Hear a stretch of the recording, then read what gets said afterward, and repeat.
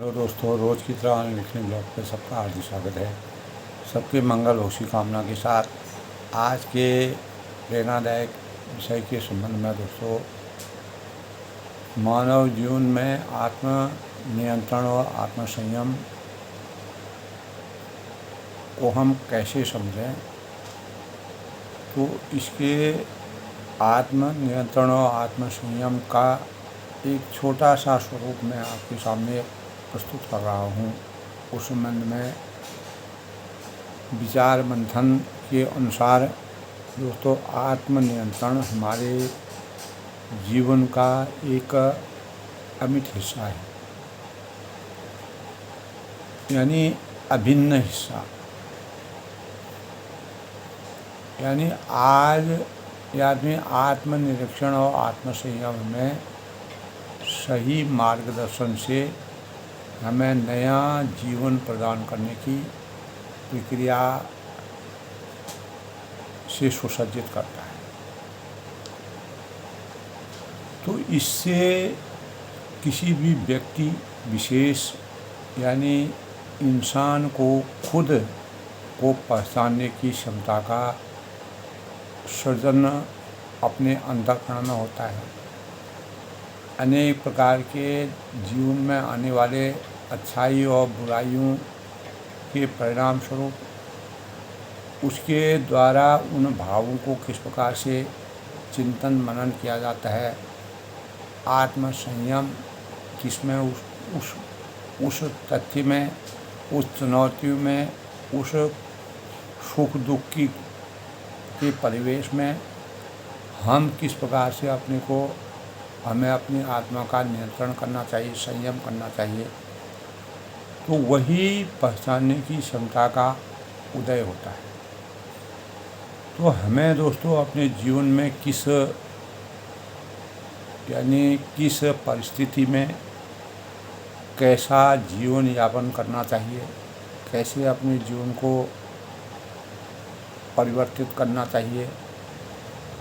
तो आत्मनिरीक्षण हमें एक तरफ जहाँ जागरूकता और ऊर्जावान बनाने के लिए, सशक्त बनाने की बहुत बड़ी पहल है, जिसके परिणाम स्वरूप हमें अपने भविष्य में होने वाले उतार चढ़ाव का आंकलन कर सही रास्ते से की ओर अग्रसर करने की प्रेरणा प्राप्त होती है। अर्थात आत्म संयम और आत्मचिंतन के परिणाम स्वरूप मानव अनेक प्रकार के मनुष्यों, विचारकों, सुधीजनों और जो हमारे प्रेरणा के स्रोत हैं, रामचरितमानस में भगवान रामचंद्र जी हैं और महाभारत में भगवान श्री कृष्ण ने कैसे अपने जीवन को पांडव और कौरवों के लिए किस प्रकार से वह स्तंभ की तरह खड़े होकर के न्याय के पक्ष को सर्वोपरि माना। भगवान रामचंद्र 14 वर्ष के वनवास के दौरान किस प्रकार के आत्म संयम और आत्मचिंतन से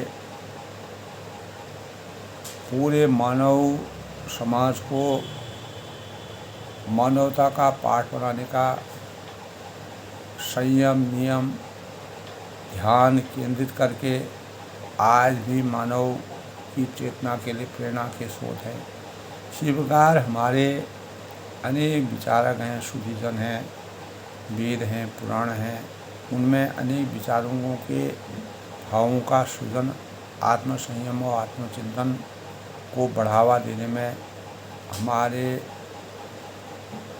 हमें एक सुंदर रास्ते यानी स्वच्छ या पवित्र रास्ते का अनुसरण कराने के लिए कामयाबी हासिल कराते हैं। तो मानव जीवन में दोस्तों दैनिक क्रियाकलापों को सुसंगठित रूप से अगर हम संपन्न करने के लिए कृत संकल्प होकर आत्मनियंत्रण की प्राप्ति और यानी प्राप्ति और दंड से अनेक प्रकार के दंड से बचने के लिए, अनेक प्रकार की पीड़ाओं से बचने के लिए जो हमारे द्वारा अच्छे और बुरे कार्यों किए गए हैं, उनमें हमें किन भावों का, कामनाओं का व्यवहार को तत्कालीन परिस्थिति के अनुसार अपनों को भावना, कामना और व्यवहार जिसमें साम, दाम, दंड भेद के भाव भी प्रतिलक्षित होते हैं, तो आत्मनियंत्रण की क्षमता धैर्य, संयम और अनुशासन की प्रतिबद्धता का प्रयास करने की प्रेरणा। तो दोस्तों, आत्म नियंत्रण और आत्म संयम एक खुशहाल जीवन यानी सुखमय जीवन और मार्गदर्शी जीवन और अपने लक्ष्यों तक पहुंचने के लिए सामाजिक परिवेश में किए गए लोक हित के कार्यों की ओर जीवन यापन करने के लिए किस प्रकार से हम प्रतिबद्ध होते हैं, इन उद्देश्यों की प्राप्ति की कामना और व्यवहार में अशांतिकारक जो भी तथ्य हैं उनको कैसे हम, जो विघटनकारी संयोग और वियोग होते हैं, को जीवन में अच्छे और बुरे कार्यों के संयोगों को प्रदर्शित कर कुछ नया सीखने की अनुभूति का अनुसरण करते हैं। तो चिंतन करने से संयम करने की क्षमता सकारात्मक निर्णयों और सही मार्गदर्शन की सीख का द्योतक है।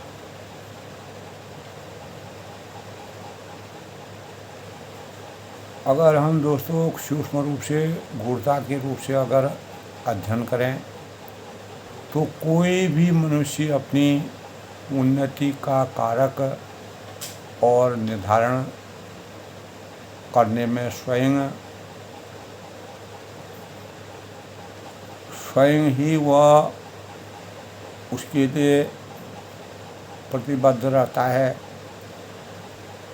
इसी भावना को उजागर करने की प्रेरणा समर्पण भाव के, अगर हम ऐतिहासिक चर्चा परिचर्चा की और अपना ध्यान इंगित करते हैं, तो इतिहास की भूमिका को अदा करने की जो उन्मुखता है, वह हमारे एक अच्छे संयम और संयमित जीवन से हम अच्छे इतिहास के, जिस प्रकार इतिहास से मानव हमेशा के लिए अपना नाम अंकित करता है, प्रसिद्ध होता है, उस प्रकार हम उस मार्ग की ओर उन्मुख होते हैं। तो हमारे अंतर्मन में आत्मबल का निर्माण आत्मनियंत्रण से ही संभव है, अर्थात यही किसी भी मानव की सफलता का मूल आधार है। आत्मनियंत्रण को यानी अधिष्ठान, धैर्य, संयम एवं समर्पण से भी आंका जा सकता है। जिस भी व्यक्ति विशेष के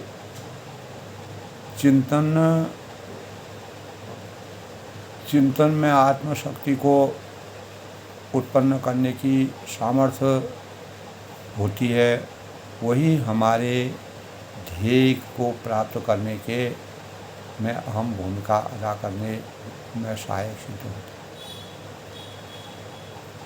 तो सूक्ष्म रूप से विचार मंथन किया जाए तो नियंत्रण ही मानव जीवन के सृजन के लिए, मानव के सही मार्ग के का कारक बनता है। और आत्म संयम, आत्म नियंत्रण के अभाव के कारण कोई भी वस्तु या कोई भी मानव, कोई भी व्यक्ति विपत्तियों को बुलावा नहीं दे सकता है। अर्थात वो हमेशा संयमी जीवन यापन कर करके सरल और सुंदर जीवन यापन करता है। तो सादा जीवन उच्च विचार की पराकाष्ठा को प्राप्त करता है। अर्थात आसमान में डोर के सहारे, उड़ने वाली जो पतंग होती है वो ऊंचाइयों तक तब तक जाती रहेगी जब तक यानी पतंग उड़ाने वाले का उस पर नियंत्रण रहता है। तो जैसे कि दोस्तों नियंत्रण हट जाता है तो पतंग जो है या तो डोर टूट जाती है या पतंग कहीं बिलग जाती है, कहीं अटक जाती है, रुक जाती है, तो या कहीं गलत दिशा में जाकर कट जाती। ठीक उसी प्रकार, उसी तरह यदि हमारा नियंत्रण अपने लक्ष्य से हट जाएगा, अगर हमारा कंट्रोल अपने जो हमने लक्ष्य बनाया है, तो जो हमारा गोल है, अगर उस गोल को अपनाने में हम अनियंत्रित हो जाएंगे तो हम लक्ष्य तक नहीं पहुंच पाएंगे, जिसके परिणाम स्वरूप उन्नति के शिखर को छूने में हम कामयाबी हासिल करेंगे। तो पतंग उड़ाने वाला जिस प्रकार एक पतंग से दूसरी पतंग को काटने के जो लक्ष्य है, यानी प्रतिस्पर्धा के दौड़ में हम आगे नहीं बढ़ सकते अगर हमारे अंदर आत्म संयम और आत्म चिंतन न हो। तो यह सार्वभौमिक यानी जो जिसको कहते हैं यूनिवर्सल सत्य है। दोस्तों आत्मनियंत्रण एक ऐसी शक्ति है जिससे हम आत्म सौंदर्य को प्राप्त कर सकते हैं, अपने को सुसज्जित कर सकते हैं, अपने को चारों तरफ मानव को अपनी ओर आकर्षित कर सकते हैं। यह हमारे आत्मनियंत्रण और संयम का ही सहयोग होता है। यदि हमारा मन नियंत्रित होगा तो निश्चित ही हमारे व्यक्तित्व में प्रखरता की झलक दिखाई देती, स्वतः ही दिखाई देगी। अतः हम किसी भी परिस्थिति में अपने को आत्मिक रूप से सशक्त बनाने में कामयाब हो सकते हैं। तो हमें जीवन की धारा को लगातार आत्मनियंत्रण और आत्म संयम के साथ आगे को जीवन की डोर को आगे खींचने के प्रयासों के लिए प्रतिबद्ध रहना चाहिए। प्रत्येक होनहार नागरिक को अपने जीवन को लगातार एक पतंग की डोर की तरह अपने लक्ष्यों, निर्धारित लक्ष्यों की ओर बढ़ते हुए प्रतिस्पर्धा की दौड़ में आगे बढ़ के आत्म संयम और आत्म नियंत्रण के भावों से अपने को अभिभूषित करना चाहिए। तो ये दोस्तों हमारे जीवन में एक प्रेरणा या आत्मीय सुख की अभिव्यक्ति हमें प्रदान करती है, हमारे मनोबल को ऊंचा करती है, हमें सशक्त बनाने में कामयाबी हासिल करती है। तो हमें जीवन में जीवन भर किसी प्रकार के भटकाव से के वातावरण से नहीं जूझना पड़ेगा, अर्थात हमको किसी प्रकार की परेशानी नहीं करनी पड़ेगी और हम हमेशा यही यानी प्राकृतिक परिस्थितियों में मजबूती प्रदान करने की प्रेरणा से अपने को सुव्यवस्थित करने में कामयाब होंगे। तो हर संभव हमारी विश्वसनीयता बढ़ती रहेगी, हमारा आत्मनियंत्रण का मार्ग हमेशा मन, वचन और कर्मों के परिणाम स्वरूप नई गतिविधियों से गुजरते हुए आगे बढ़ेगी और हम अपने भीतर से मन को नियंत्रित करने के लिए सक्षम हो सकते हैं। तो निश्चित ही दोस्तों आत्मनियंत्रण की संवेदनाएं हैं का संचार हमें अपने कार्यों के प्रति सकारात्मक रुझान बढ़ाकर हमें उन्नति के पथ की ओर अग्रसित करेगा। तो कोई भी नए कार्य, नई रणनीति, नए प्रयास की शुरुआत में कठिनाइयों का सामना करना निश्चित है। इसीलिए आत्मनियंत्रण से ही हम प्रभावी कदम उठाकर उपलब्धियों और गंतव्य मार्ग का अनुसरण करके आगे को बढ़ने में कामयाबी हासिल करके उन्नति के पायदान में खड़े हो सकते हैं। तो मनोशांति की स्थिरता ही हमारे संकल्पों को साकार बना सकती है। अगर मन में शांति का आभार होगा, यही सभी प्रकार के कार्यों की सिद्धि का मार्ग प्रशस्त करने में सार्थक उपाय है। हम योग साधना से भी आत्मनियंत्रण का नया आयाम खड़ा कर सकते हैं। आत्मनियंत्रण, आत्मसंयम मानव के ज्ञान चक्षुओं में नई ऊर्जा का संचार कर जीवन में अभूतपूर्व